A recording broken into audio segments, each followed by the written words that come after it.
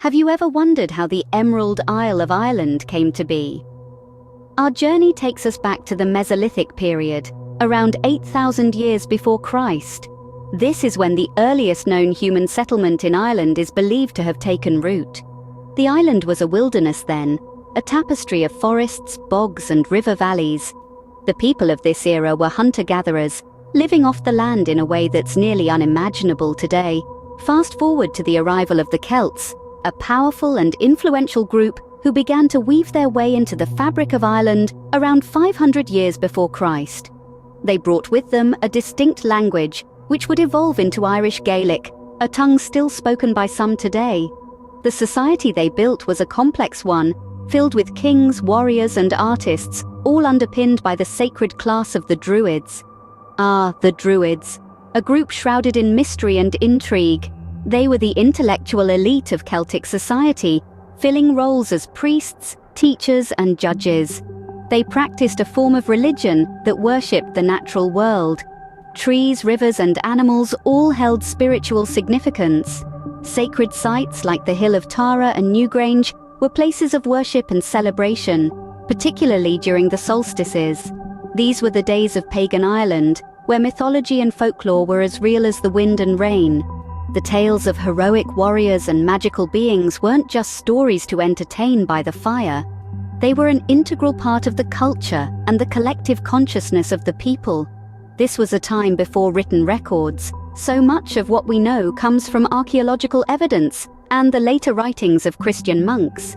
But these fragments of the past paint a picture of a vibrant, complex society that laid the foundations for the Ireland we know today. As we delve into the rich tapestry of Ireland's history, we begin to see the formation of a unique culture and identity. But what happened when a new religion arrived on the shores of Ireland? In the midst of the 5th century, a transformative figure named St. Patrick stepped onto the Emerald Isle, forever changing its cultural and religious landscape. He wasn't the first Christian missionary to land in Ireland, but his impact was undeniably the most profound.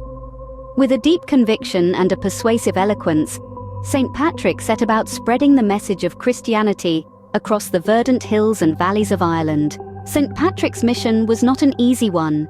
He faced staunch resistance from the existing Druidic religions, yet his determination was unyielding. Through his tireless efforts, he founded over 300 churches and baptized thousands of people, effectively embedding Christianity into the very fabric of Irish society. As Christianity took root, monastic settlements began to sprout across the landscape.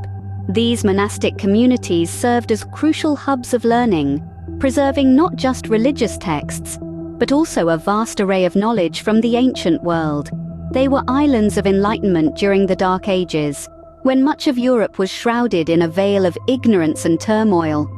The monks in these settlements were not just scholars, they were also skilled artisans.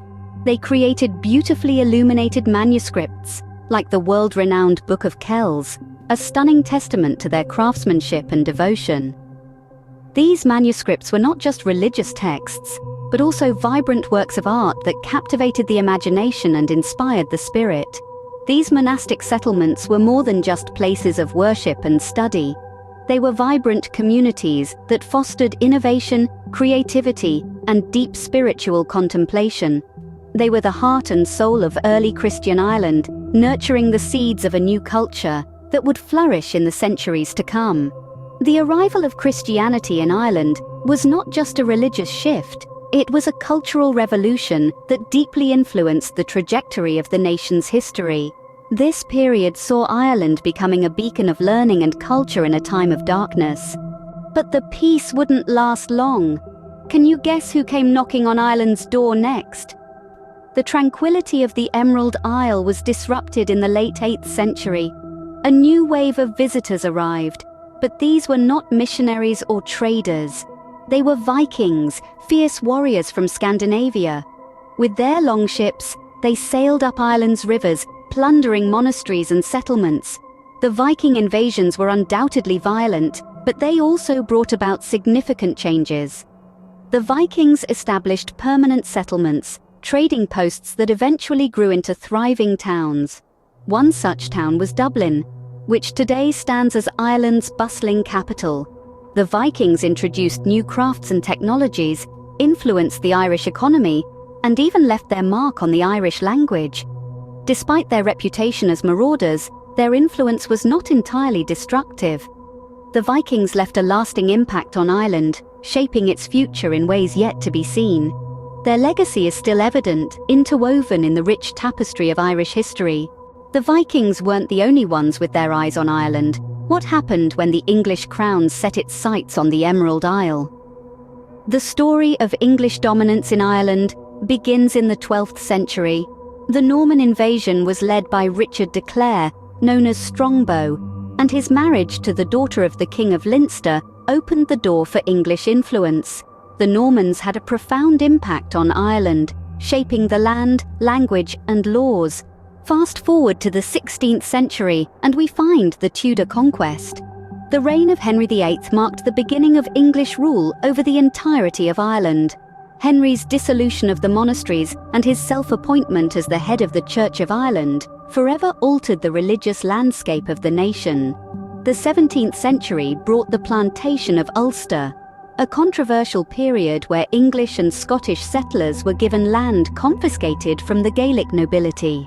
The plantation deeply entrenched the Protestant English and Scottish populations in the predominantly Catholic Ireland, sowing the seeds for centuries of sectarian tension. The penal laws of the 18th century further exacerbated these tensions. These laws, designed to subjugate the Catholic majority, stripped Irish Catholics of their rights, including the right to hold public office, bear arms, or receive an education. Then came the Great Famine in the mid-19th century. A devastating potato blight led to mass starvation, death, and emigration.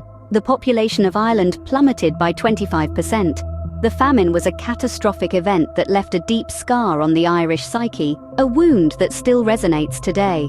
Despite all this, the Irish spirit remained unbroken. The culture, the language, the music, and the stories survived. They served as a beacon of hope and resilience, a testament to the indefatigable spirit of the Irish people. These were trying times for Ireland, but the spirit of the people was far from broken. In the face of adversity, the Irish spirit shone brighter than ever. But how did they fight for their freedom? As the dawn of the 20th century approached, Ireland's quest for independence took a decisive and dramatic turn. The Easter Rising of 1916 was a pivotal event in this narrative. A small but determined group of Irish nationalists staged an uprising against British rule on Easter Monday, April 24th. The rebellion, while ultimately unsuccessful, sparked a flame in the hearts of the Irish people. The execution of the rising's leaders by the British authorities provoked widespread public sympathy and support for the cause of Irish independence. Following the Rising, the War of Independence raged from 1919 to 1921. It was a brutal guerrilla war between the Irish Republican Army, the paramilitary wing of the newly formed political party Sinn Féin, and the British forces.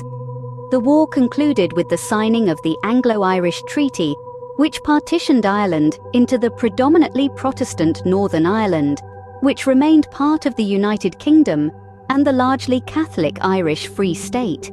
However, the treaty's terms were contentious, and Ireland plunged into a civil war from 1922 to 1923. It was a bitter conflict, pitting former comrades against each other, and it left deep scars on the Irish psyche that are still felt today. The Irish Free State, established in December 1922, was a significant step toward full independence.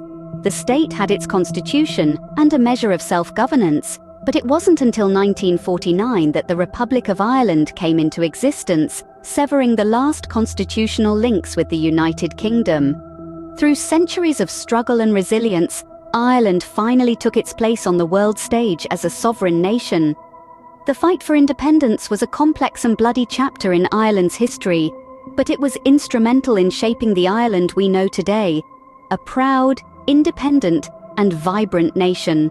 Now let's take a quick look at modern Ireland. How has it evolved in the 21st century?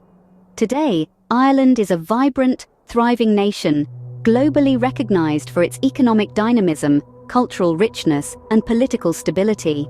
Over the past 2 decades, it has experienced significant economic growth, largely driven by its robust technology, pharmaceutical, and finance sectors. This Celtic tiger, as it's often referred to, is a hub for multinational corporations, attracting investment with its favorable corporate tax rates. Politically, Ireland plays an active role in the European Union, contributing to policy and decision-making at the highest levels. Yet, the challenges and opportunities of Brexit have presented new complexities as Ireland navigates its relationship with both the UK and the EU. Culturally, Ireland continues to punch above its weight. From literature to music to film, it has produced world-renowned artists who continue to shape global culture. Ireland's history is a testament to the resilience and spirit of its people, a story that continues to unfold with each passing day.